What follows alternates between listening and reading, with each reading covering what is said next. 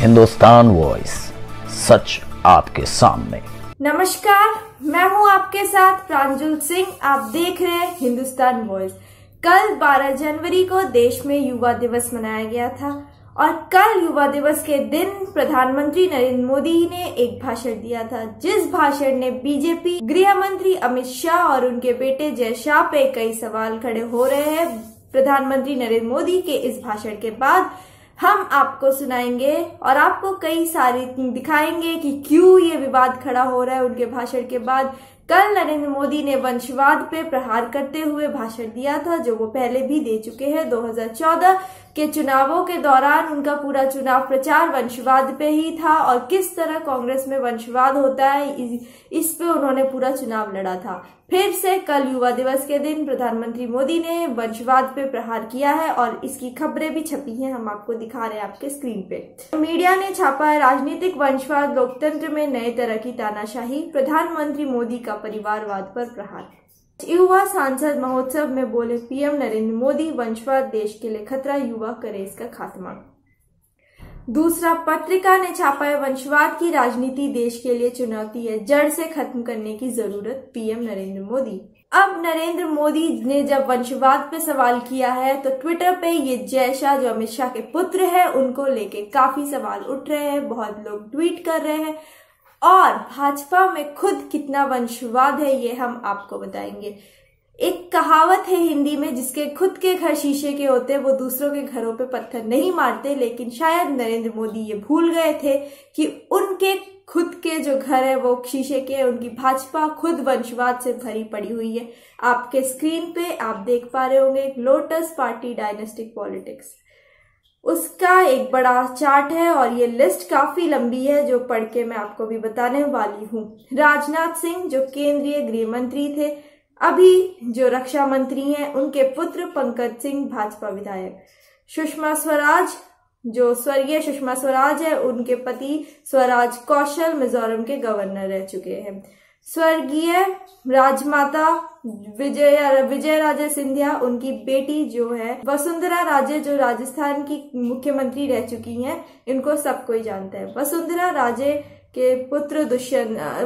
राजे दुष्यंत सिंह भाजपा के सांसद रह चुके हैं। डॉक्टर रमन सिंह जो छत्तीसगढ़ के मुख्यमंत्री थे, उनके पुत्र अभिषेक सिंह सांसद के भाजपा के सांसद रह चुके हैं।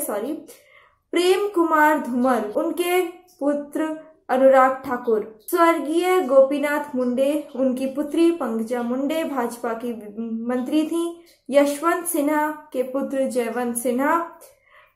स्वर्गीय प्रमोद महाजन की पुत्री पूनम महाजन। कल्याण सिंह के पुत्र राजवीर सिंह। देवेंद्र प्रधान के पुत्र धर्मेंद्र प्रधान, जो अभी मंत्री हैं कैबिनेट में। बीएस येदियुरप्पा के पुत्र वीकई राजेंद्र।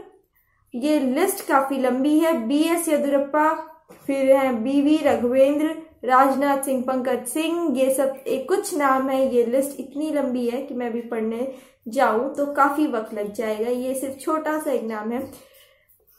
और हम मेनका गांधी, वरुण गांधी को कैसे भूल सकते हैं। जी फडणवीस और देवेंद्र फडणवीस जो महाराष्ट्र के चीफ मिनिस्टर रह चुके थे।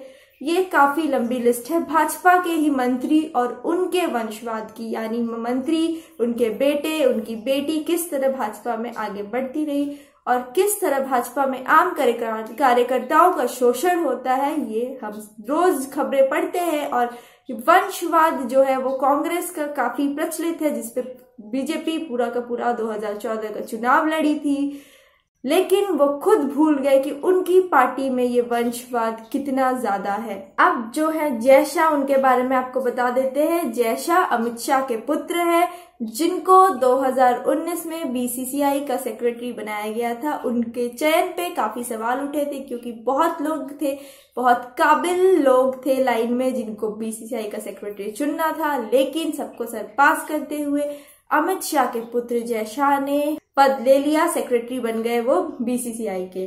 अब इसको लेकर ही कुछ लोगों ने ट्वीट किया है, आप अपने स्क्रीन पे देख पा रहे होंगे। Modi targets @Jay Shah, wow. बहुत लोगों ने सवाल उठाया है जय शाह पे, जो अमित शाह के पुत्र हैं, कि किस तरह वंशवाद के चलते वो आज बीसीसीआई के सेक्रेटरी हैं वरना इस पद पे शायद कोई और काबिल व्यक्ति होता जो डिजर्विंग था, लेकिन सबको सरपास करते हुए अमित शाह के पुत्र सेक्रेटरी बन गए। ये तब भी विवादों में था, लेकिन अब जो मोदी ने भाषण दिया है वंशवाद पे, उसको लेके कई लोगों ने सवाल उठाए हैं कि किस तरह भाजपा अपना वंशवाद भुला के दूसरों के वंशवाद पे चुनाव लड़ती है और दूसरों के वंशवाद का प्रचार करती है, कि किस तरह कांग्रेस पार्टी वंशवाद का प्रचार करती है, लेकिन खुद भाजपा ये भूल गई कि वंशवाद उसकी पार्टी में भी है और उतना ही है शायद जितना कांग्रेस में है। आज के लिए इतना ही। देखते रहिए हिंदुस्तान वॉइस। हिंदुस्तान वॉइस, सच आपके सामने।